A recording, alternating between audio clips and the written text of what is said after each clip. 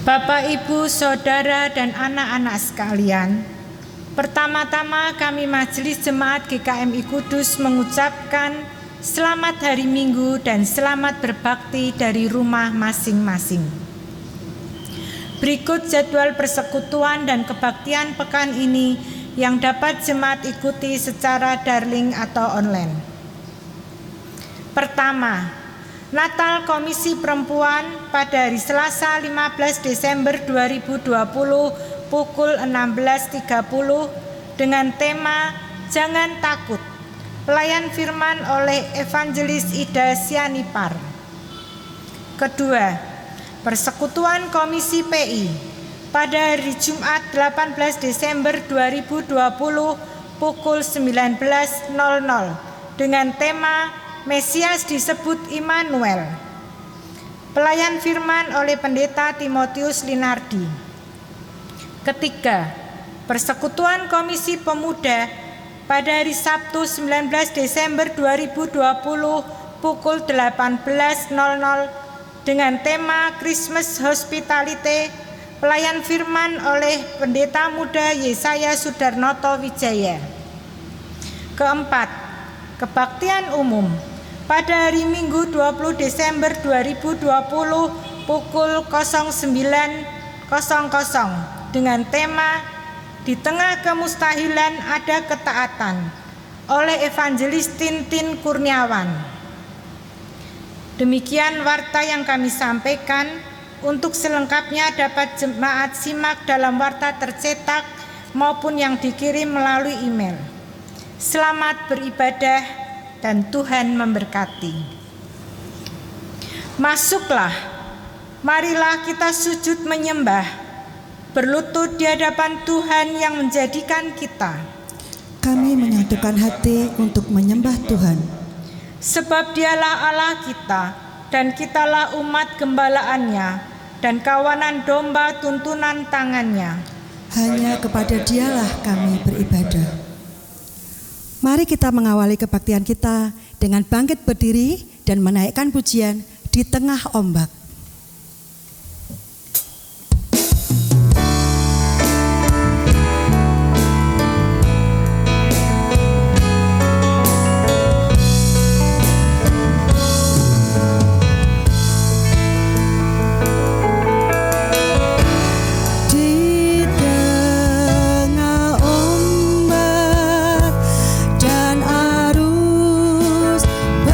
Pencobaan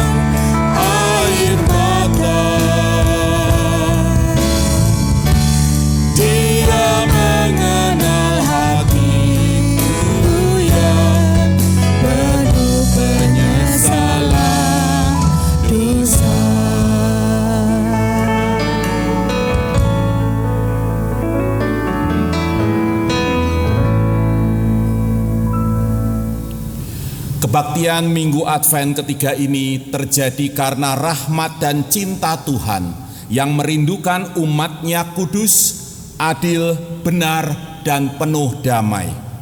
Kiranya hati kita pun dikuduskannya agar mampu mencinta dan merindukan Dia. Di dalam nama Bapa, Anak, dan Roh Kudus. Salam bagimu sekalian yang merindukan kehadiran Tuhan. Salam bagimu juga. Mulia bagi Bapa, bagi Anak serta Roh Kudus, dari permulaannya, sekarang dan akan jadi selama-lamanya. Amin. Dan keselamatan tidak ada di dalam siapapun juga selain di dalam Dia, yaitu Yesus Kristus. Sebab di bawah kolong langit ini tidak ada nama lain yang diberikan kepada manusia yang olehnya kita dapat diselamatkan.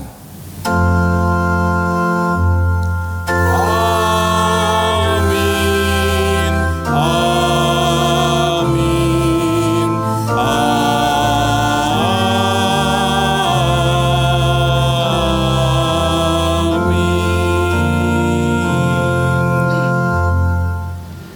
Sebab itu Tuhan sendirilah yang akan memberikan kepadamu suatu pertanda. Sesungguhnya seorang perempuan muda mengandung dan akan melahirkan seorang anak laki-laki, dan ia akan menamakan dia Immanuel. Demikianlah berita Advent ketiga, Maranatha.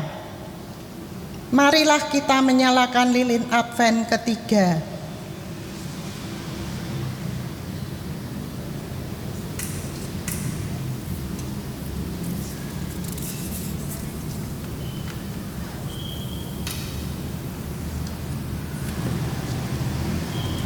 Penyalaan lilin Advent ketiga ini secara khusus mengingatkan kita bahwa perayaan Natal segera tiba.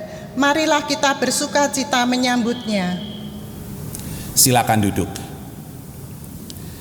Selamat hari Minggu dan selamat beribadah dari rumah masing-masing, Bapak, Ibu, Saudara, dan anak-anak sekalian. Hari ini kita memasuki Minggu Advent ketiga, ditandai oleh penyalaan lilin Advent ketiga. Minggu Advent ketiga juga disebut sebagai Minggu Gaudete atau Minggu Sukacita. Lilin Advent ketiga berwarna merah muda, melambangkan sukacita, menyambut perayaan akan kedatangan Tuhan yang telah membawa kita kepada pertobatan dan keselamatan. Natal akan segera tiba dan kita akan merayakannya bersama. Bersukacitalah. Tema kita di Minggu Advent ketiga adalah di tengah kesimpang siuran ada penegasan. Tema ini mengajak kita untuk menyadari panggilan dan tugas suci kita sebagai saksi Kristus di tengah hiruk pikuk dunia yang tidak mengenal Allah.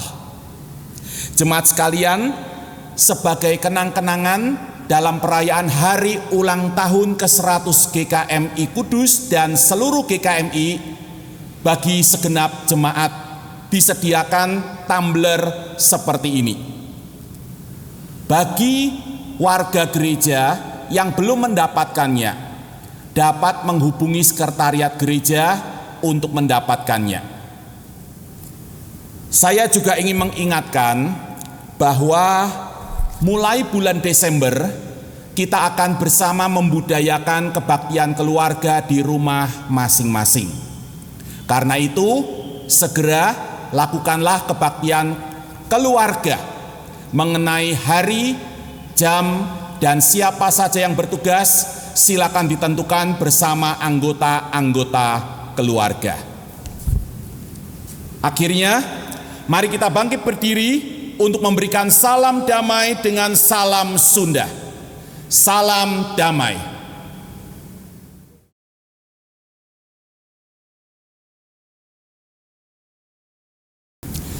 Silakan duduk. Marilah kita bermazmur bagi Tuhan menurut Mazmur 126.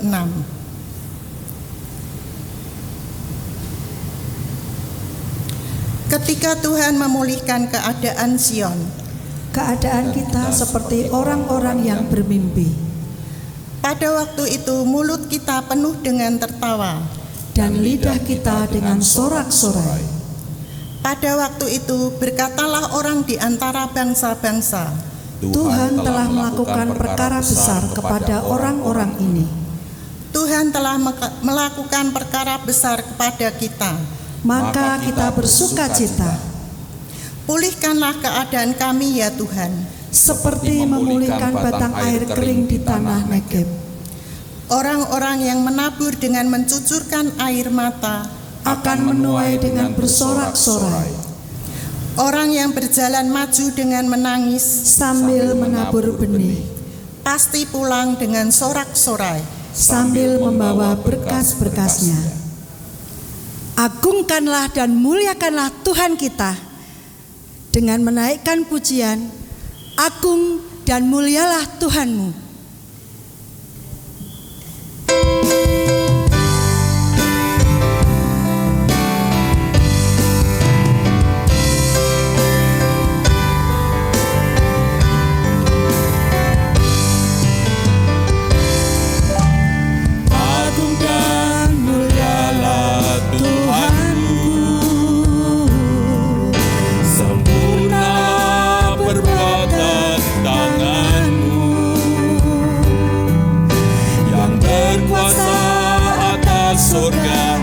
Seluruh bumi, siapa yang dapat seperti Kau Tuhan?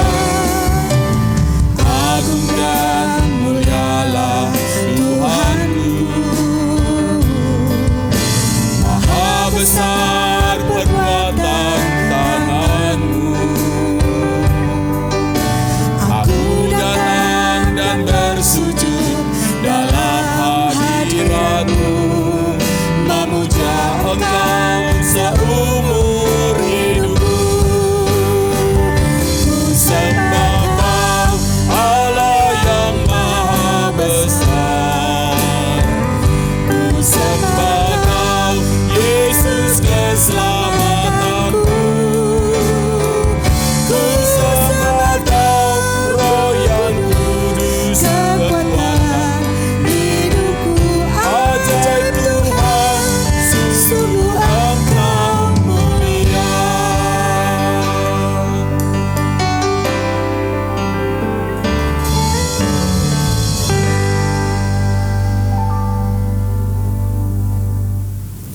Kepada Allah yang maha besar, sumber keselamatan dan penopang kehidupan, mari kita mengakui segala dosa kita dengan penuh penyesalan dan memohon anugerah pengampunan dan karya pembaruannya atas kita.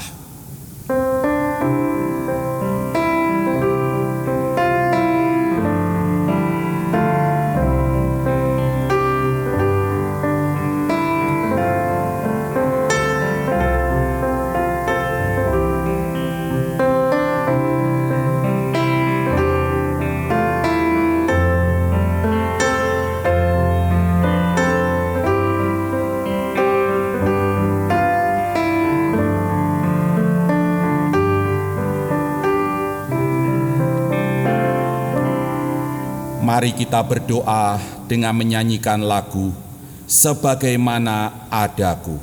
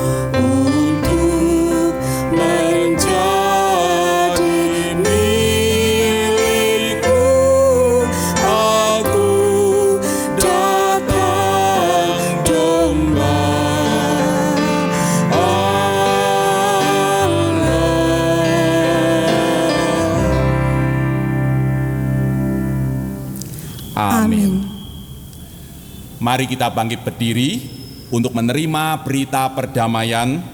Yohanes pasal 14 ayat 27.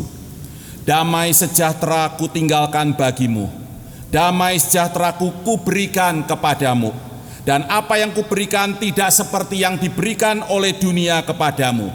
Janganlah gelisah dan gentar hatimu.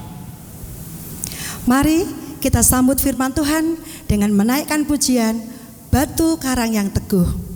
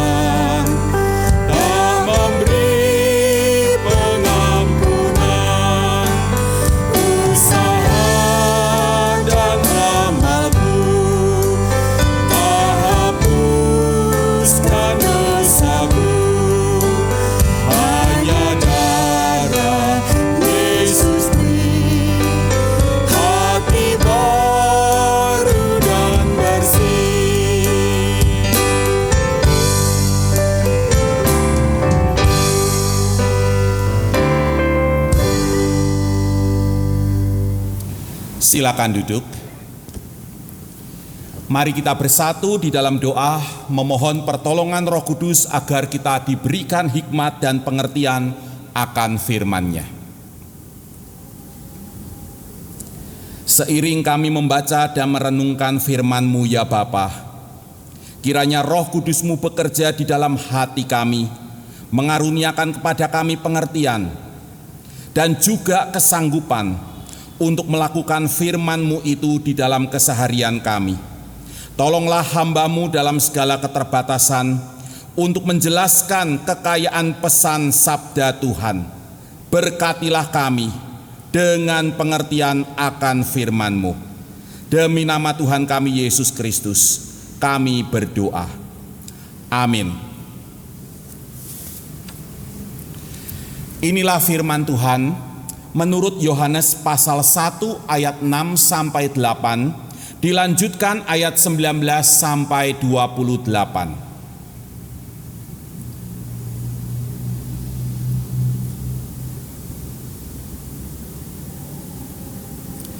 Datanglah seorang yang diutus Allah, namanya Yohanes. Ia datang sebagai saksi untuk memberi kesaksian tentang terang itu, supaya oleh dia semua orang menjadi percaya. Ia bukan terang itu, tetapi ia harus memberi kesaksian tentang terang itu. Dan inilah kesaksian Yohanes ketika orang Yahudi dari Yerusalem mengutus beberapa imam dan orang-orang Lewi kepadanya untuk menanyakan dia, "Siapakah engkau?" Ia mengaku dan tidak berdusta, katanya, "Aku bukan Mesias." Lalu mereka bertanya kepadanya, "Kalau begitu, siapakah engkau?" "Elia." Dan ia menjawab, "Bukan." "Engkaukah nabi yang akan datang?" Dan ia menjawab, "Bukan." Maka kata mereka kepadanya, "Siapakah engkau? Sebab kami harus memberi jawab kepada mereka yang mengutus kami. Apakah katamu tentang dirimu sendiri?" Jawabnya, "Akulah suara orang yang berseru-seru di padang gurun, luruskanlah jalan Tuhan, seperti yang telah dikatakan Nabi Yesaya." Dan di antara orang-orang yang diutus itu ada beberapa orang Farisi. Mereka bertanya kepadanya, katanya, "Mengapakah engkau membaptis, jikalau engkau bukan Mesias, bukan Elia, dan bukan Nabi yang akan datang?" Yohanes menjawab mereka, katanya, Aku membaptis dengan air, tetapi di tengah-tengah kamu berdiri Dia yang tidak kamu kenal, yaitu Dia yang datang kemudian daripadaku. Membuka tali kasutnya pun aku tidak layak. Hal itu terjadi di Betania yang di seberang sungai Yordan, di mana Yohanes membaptis. Demikianlah firman Tuhan.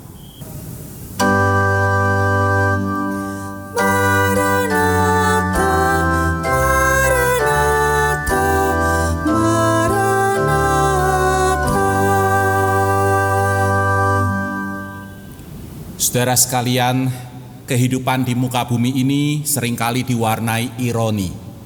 Ironi adalah kejadian atau situasi yang bertentangan dengan yang diharapkan atau yang seharusnya terjadi. Di penghujung tahun ini, tersingkap ironi di tengah pandemi. Dana bantuan sosial COVID-19 dikorupsi. Sebagian dana untuk rakyat yang terdampak pandemi itu justru masuk ke kantong para pejabat negeri. Menteri Sosial dan 5 orang lainnya ditetapkan sebagai tersangka. Benar-benar keji. Tega-teganya mereka merampok para korban pandemi. Bukan pejabat dan terhormat. Orang-orang seperti itu lebih tepat disebut penjahat dan keparat. Di awal Injil Yohanes, kita juga mendapati sebuah ironi. Ironi terbesar dalam sejarah manusia, the ultimate irony, yaitu bahwa Sang Pencipta datang ke tengah ciptaannya, tapi ciptaannya tidak mengenal Sang Pencipta. Tertulis dalam Yohanes pasal 1 ayat 10. Ia, yaitu Yesus, anak tunggal Bapa, pencipta dan sumber kehidupan, telah ada di dalam dunia, dan dunia dijadikan olehnya, tetapi dunia tidak mengenalnya. Sebelumnya di ayat 5 tertulis, terang itu bercahaya di dalam kegelapan, dan kegelapan itu tidak menguasainya. Sebuah kontras dikemukakan di sini. Kontras antara terang dan kegelapan. Terang melambangkan kehidupan, sedangkan kegelapan melambangkan kematian. Bukan cuma jasmani, tapi juga rohani. Terang melambangkan kasih karunia dan kebenaran, seperti tertulis di ayat 14. Sedangkan kegelapan melambangkan kejahatan dan penindasan. Terang itu bercahaya di dalam kegelapan, dan kegelapan itu tidak menguasainya. Artinya, sosok Yesus berbeda sekali dengan manusia lainnya. Perilakunya menyatakan kemuliaannya sebagai anak tunggal Bapa, penuh kasih karunia dan kebenaran. Ayat 14. Sistem dunia yang korup dan menindas ini tidak dapat mengubah watak dan sikap serta perilaku anak tunggal Bapa. Terang itu bercahaya di dalam kegelapan, dan kegelapan itu tidak menguasainya. Jadi, Sang Pencipta datang ke tengah ciptaannya. Perilakunya menyatakan kemuliaannya sebagai anak tunggal Bapa, penuh kasih karunia dan kebenaran. Ia tidak terpengaruh oleh masyarakat dan sistem yang korup dan menindas. Namun demikian, ciptaannya toh tidak mengenali Sang Pencipta. Itulah ironi terbesar dalam sejarah manusia, the ultimate irony. Salah satu faktor yang melatar belakangi ironi tersebut adalah kedatangan atau kemunculan sosok bernama Yohanes. Dalam Injil Sinoptik Matius, Markus, dan Lukas, dia disebut sebagai Yohanes Pembaptis. Ioannes ho baptistes. Namun dalam Injil Yohanes, dia hanya seorang Yohanes tanpa embel-embel pembaptis. Dalam Yohanes pasal 1 ayat 6 sampai 7, ia diperkenalkan sebagai seorang yang diutus Allah, namanya Yohanes.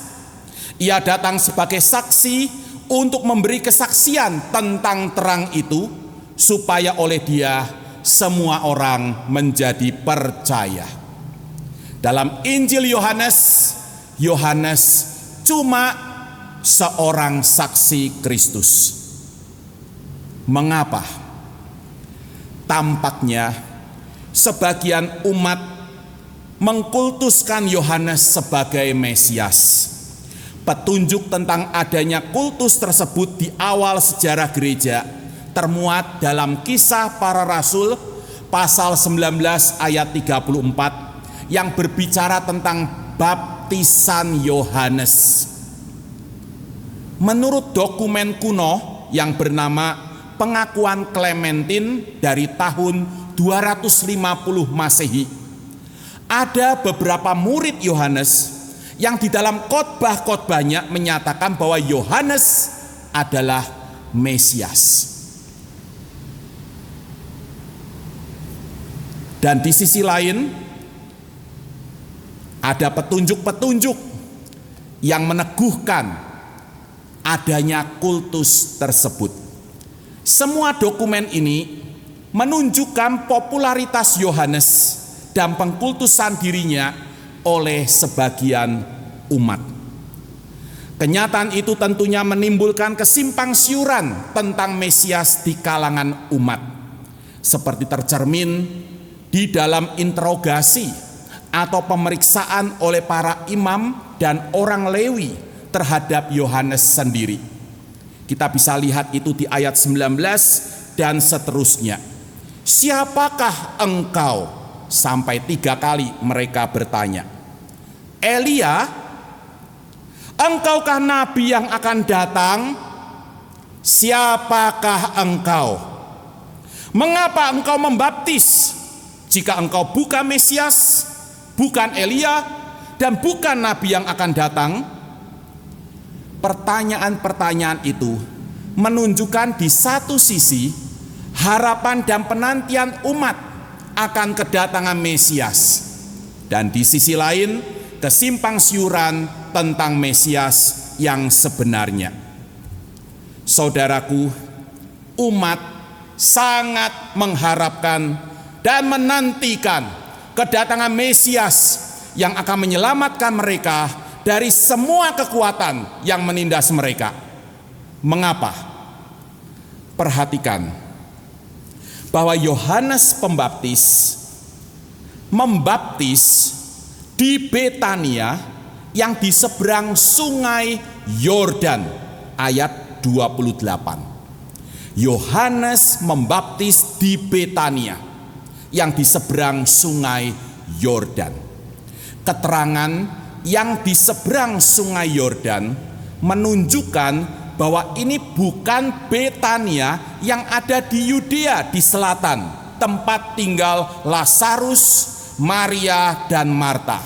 Yohanes pasal 11 ayat 1, pasal 12 ayat 1. Bukan Betania yang itu. Ini Betania yang ada di Galilea, di seberang sungai Yordan. Saudaraku, kala itu Galilea adalah provinsi tertinggal dan termiskin dari 6 provinsi Romawi di Palestina, yaitu Idumea, Yudea, Samaria, Perea, Dekapolis, dan Galilea. 5 provinsi pertama strategis secara politis, ekonomi, dan religius, terutama karena dekat dengan Yerusalem, pusat kekuasaan dan keagamaan. Sedangkan Galilea dari segi politik merupakan wilayah pelarian dan persembunyian dari para buronan dan gerakan separatis. Gerakan Sialot contohnya, yang menentang dengan keras pemerintahan Romawi. Salah satu tokohnya kita tahu bernama Barabas, menjadikan lembah-lembah Galilea sebagai markas besar mereka. Di sana mereka lebih leluasa menghasut, memprovokasi, dan tidak jarang menindas rakyat karena pengaruh pemerintah pusat hampir tidak terasa. Minat para politikus dan angkatan bersenjata ketika itu lebih tertuju ke Yerusalem, Yudea, bukan ke Galilea, wilayah yang miskin dan tertinggal. Kata kegelapan dalam Yohanes pasal 1 ayat 5. Terang itu bercahaya di dalam kegelapan. Secara geografis kata ini menunjuk kepada penduduk Galilea yang di dalam Matius pasal 4 ayat 15 sampai 16 mengutip nubuat Yesaya pasal 8 ayat 23 sampai pasal 9 ayat 1 disebut sebagai bangsa yang diam dalam kegelapan. Penduduk Galilea disebut sebagai bangsa yang diam dalam kegelapan.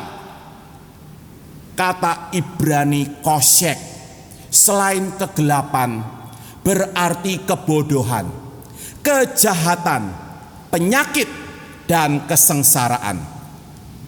Akibat kebodohan, kejahatan, dan penyakit, negeri itu, Galilea, dilanda pelbagai krisis dan rakyatnya hidup dalam kesengsaraan.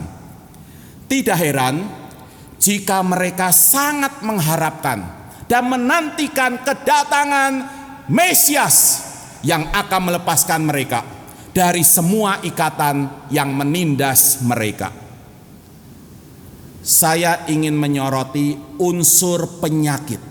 Salah satu arti koshek kegelapan adalah penyakit.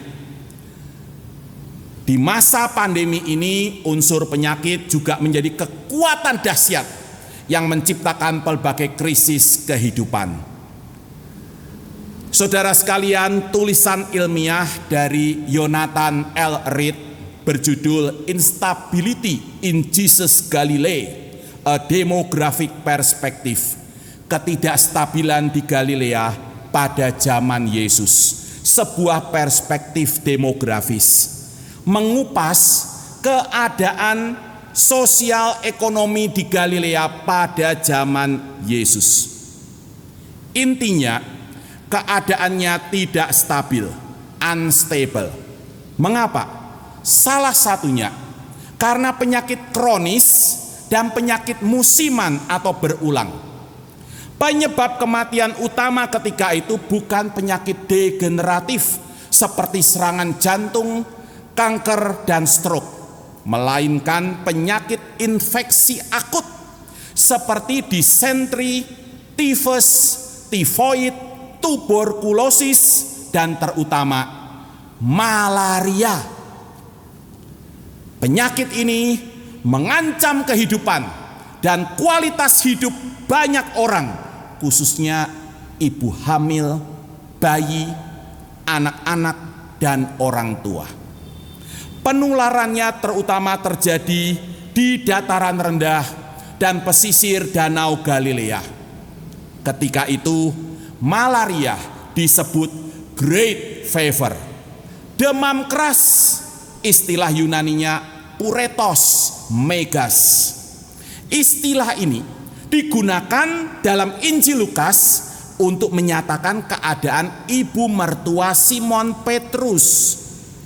Adapun ibu mertua Simon demam keras, pureto megalo, dan mereka meminta kepada Yesus supaya menolong dia. Lukas pasal 4 ayat 38. Injil Yohanes sendiri mengisahkan anak pegawai istana di Kapernaum yang demam sampai hampir mati. Yohanes pasal 4 ayat 46 dan seterusnya. Demam seperti itu pasti akibat malaria. Untuk mengatasi penularan malaria, protokol kesehatan pun diberlakukan pada zaman Yesus, yaitu menjauhi genangan air dan tinggal di dataran tinggi. Paling aman katanya 500 meter dari permukaan air atau laut. Persoalannya, kegiatan ekonomi yaitu bertani, menangkap ikan, dan berdagang kebanyakan berlangsung di dataran rendah, khususnya di sekitar Danau Galilea yang berisiko penularan malaria. Desa-desa seperti Kapernaum dan Magdala lebih berisiko ketimbang misalnya Nazaret dan Kana yang berada lebih tinggi dan lebih jauh dari Danau Galilea. Maka ketika itu rakyat diperhadapkan pada dua pilihan yang sama-sama sulit. Meresikokan kesehatan demi nafkah atau meresikokan nafkah demi kesehatan. Bekerja demi sesuap nasi, resikonya tertular malaria dan mati. Atau tinggal di rumah demi tetap sehat, resikonya kelaparan dan juga mati. Akibatnya muncullah pelbagai krisis. Saudaraku, tidak heran jika di tengah situasi dan kondisi demikian, umat sangat mengharapkan dan menantikan kedatangan Mesias yang akan menyelamatkan mereka dari semua kekuatan yang menindas mereka. Tidak heran juga jika sebagian umat terkesima dan tersentuh oleh pelayanan Yohanes yang fenomenal itu, lalu jatuh hati kepadanya dan mengkultuskannya sebagai Mesias. Karena itu, di tengah kesimpangsiuran tersebut, penulis Injil Yohanes ingin menegaskan sejak awal Injilnya bahwa sehebat apapun Yohanes, sefenomenal apapun kiprah pelayanannya, dia bukan Sang Mesias, tapi cuma saksinya. Yohanes pasal 1 ayat 8, ia bukan terang itu, tetapi ia harus memberi kesaksian tentang terang itu. Namun Bapak, Ibu, dan saudara sekalian, yang lebih indah adalah bahwa Yohanes sendiri menolak dirinya dikultuskan. Ketika diinterogasi dengan sejumlah pertanyaan, siapakah engkau? Elia? Engkaukah nabi yang akan datang? Siapakah engkau? Yohanes dengan tegas berkata, aku bukan Mesias. Ayat 20. Bukan, sampai 2 kali Yohanes berkata bukan. Ayat 21. Akulah suara orang yang berseru-seru di padang gurun, luruskanlah jalan Tuhan, seperti yang telah dikatakan Nabi Yesaya. Ayat 23. Aku membaptis dengan air, tetapi di tengah-tengah kamu berdiri dia yang tidak kamu kenal, yaitu dia yang datang kemudian daripadaku. Membuka tali kasutnya pun aku tidak layak. Ayat 26 sampai 27. Saudara sekalian, membuka tali kasut adalah pekerjaan budak, kasta terendah dalam masyarakat Yahudi. Dibandingkan Yesus, Yohanes bukan apa-apa dan bukan siapa-siapa. Di kemudian hari, ketika Yesus menjadi lebih populer ketimbang Yohanes, dan murid-muridnya merasa cemburu kepada gerakan Yesus, Yohanes berkata, Yohanes pasal 3 ayat 30, ia harus makin besar, Yesus harus makin besar, tetapi aku harus makin kecil. Saudara sekalian, disitulah letak kebesaran seorang Yohanes. Di tengah pelbagai krisis yang membuat umat sangat mengharapkan dan menantikan kedatangan Mesias, sehingga terjadi kesimpang siuran tentang Mesias dan sebagian umat mengkultuskannya, Yohanes menegaskan, saya bukan Mesias, saya saksinya. Dibandingkan sang Mesias, saya bukan apa-apa dan bukan siapa-siapa. Di tengah ciptaan yang tidak mengenali sang pencipta yang datang kepada mereka, Yohanes berdiri di depan dan menyaksikan kemuliaannya dan mengajak banyak orang percaya kepada Kristus. Saudaraku, sosok Yohanes saksi Kristus mengajak kita untuk menyadari arti kebesaran dari seorang hamba Tuhan. Besar bukan berarti populer, dipuja, bahkan dikultuskan. Bukan.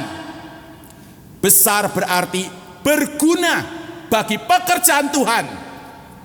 Besar berarti hidup bukan untuk kejayaan diri sendiri, tetapi demi kemasyuran Tuhan dan keselamatan sesama manusia. Kisah suci ini mengajak setiap hamba Tuhan, saudara dan saya, untuk selalu mengerjakan tugas perutusan kita di dunia ini, yaitu mempersiapkan jalan bagi Tuhan untuk berkarya dalam hidup orang-orang di sekitar kita dengan cara menyaksikan karya kasih Tuhan kepada mereka. Kisah ini juga mengingatkan kita untuk selalu rendah hati. Jangan pernah lupa diri. Ingat, sampai kapanpun, di puncak karir kita sekalipun, ketika kita seolah memiliki segalanya, ingat, kita ini cuma utusan Allah dan saksi Kristus. Kita tidak boleh membiarkan orang lain memuja dan mengandalkan kita. Tidak boleh. Kita harus tekun mengajak dan mengarahkan pandangan orang-orang di sekitar kita kepada Tuhan, anak tunggal Bapa, yang telah menjadi sama dengan manusia dan menyatakan kemuliaannya sebagai anak tunggal Bapa, penuh kasih karunia dan kebenaran. Akhirnya, saudaraku, mari menyongsong Natal tahun ini, kita berlomba-lomba mempersembahkan hadiah terbaik untuk Tuhan kita, bukan jiwa, karena cuma Allah yang bisa memenangkan jiwa, tapi diri kita sendiri yang tekun bersaksi tentang Yesus Kristus sebagai Tuhan dan Juru Selamat dunia. Di tengah pelbagai krisis dan kesimpang siuran tentang solusi dari segala krisis itu, mari kita menegaskan kepada orang-orang di sekitar kita bahwa hanya Kristus yang sanggup dan mau menyelamatkan kita dari segala kekuatan yang menindas kita. Katakan itu kepada mereka yang kehilangan pekerjaan. Katakan itu kepada mereka yang usahanya merosot, kepada mereka yang bertarung dengan sakit penyakitnya, kepada mereka yang menghadapi kematian. Hanya Kristus yang sanggup dan benar-benar mau menyelamatkan saudara. Seraya ingat bahwa pemerintahan atas sejarah ada di tangan Tuhan. Itu yang akan membuat kesaksian kita tidak akan sia-sia. Tuhan akan membuat banyak orang percaya dan diselamatkan melalui kesaksian kita. Selamat merayakan Advent ketiga dan menyongsong Natal. Amin.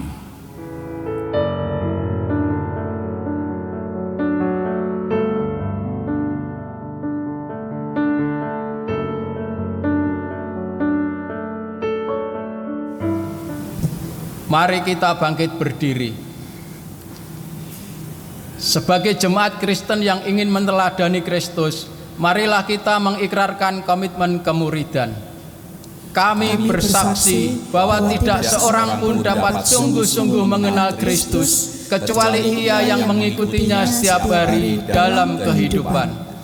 Dan sebagai bagian dari gereja yang am, marilah bersama-sama dengan gereja-gereja di sepanjang abad dan tempat kita mengikrarkan pengakuan iman rasuli.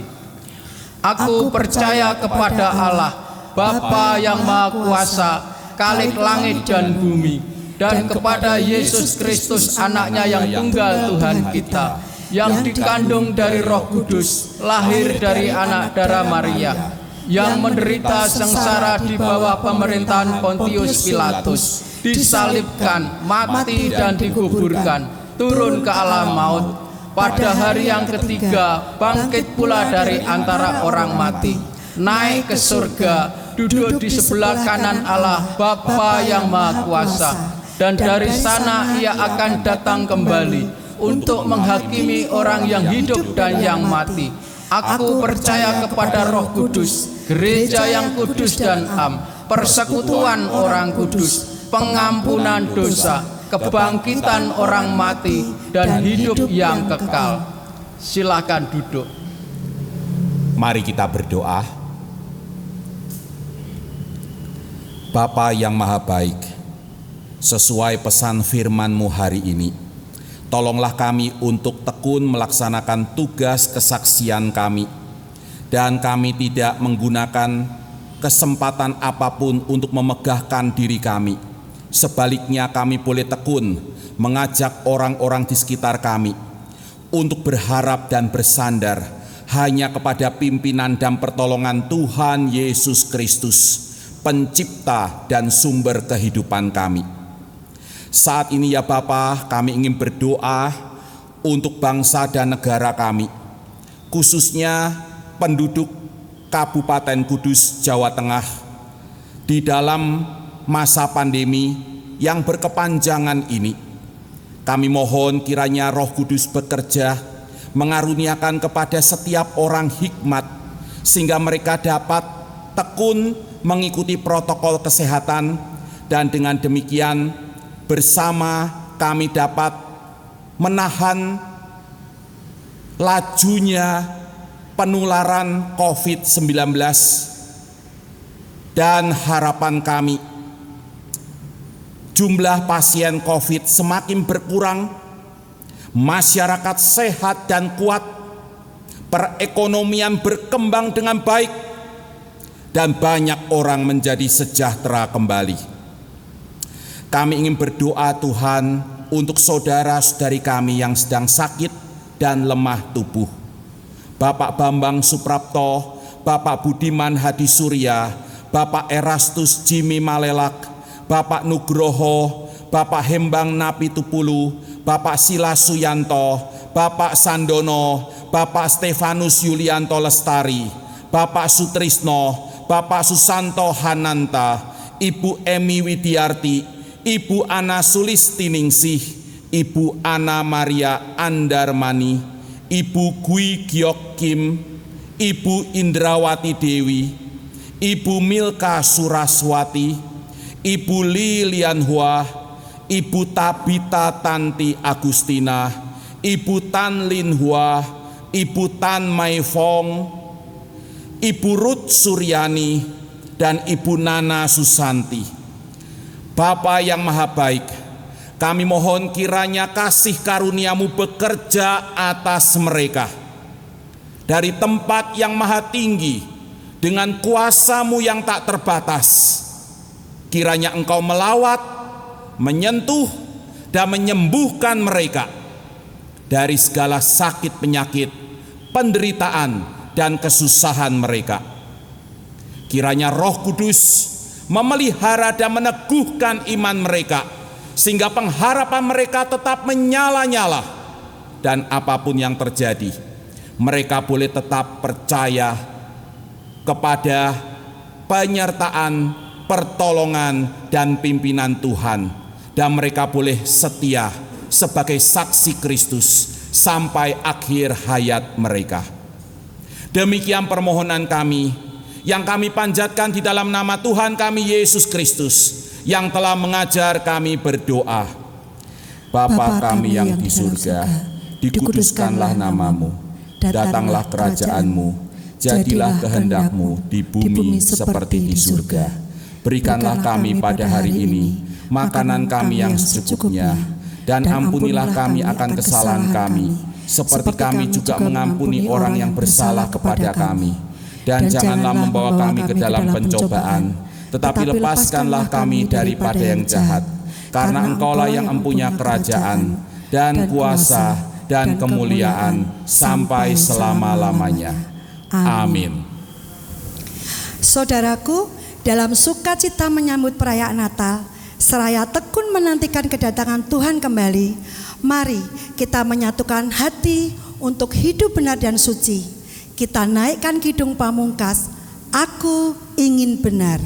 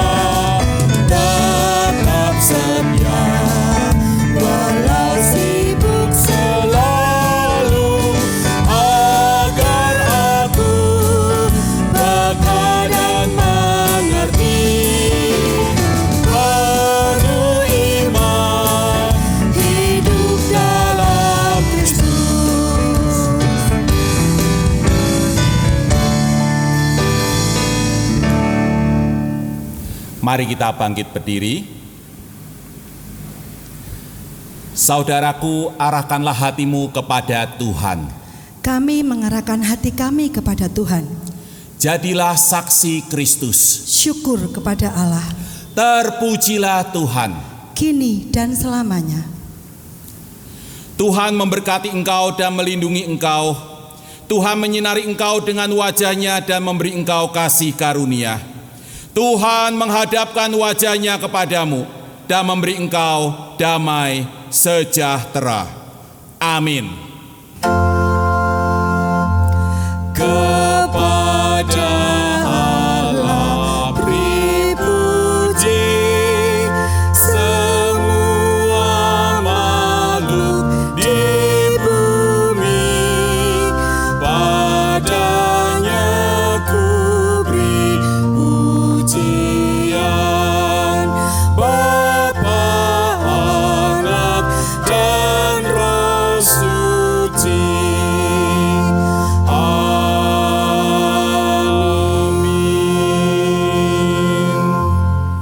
Silakan duduk dan mengambil saat teduh sejenak.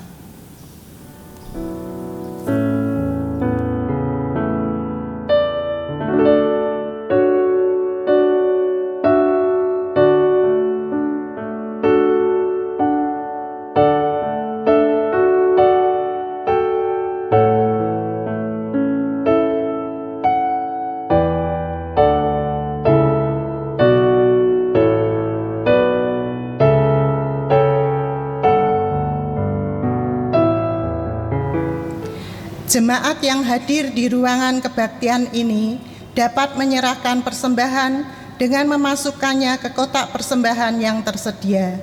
Sedangkan jemaat yang beribadah dari rumah dapat menyerahkannya seperti biasanya.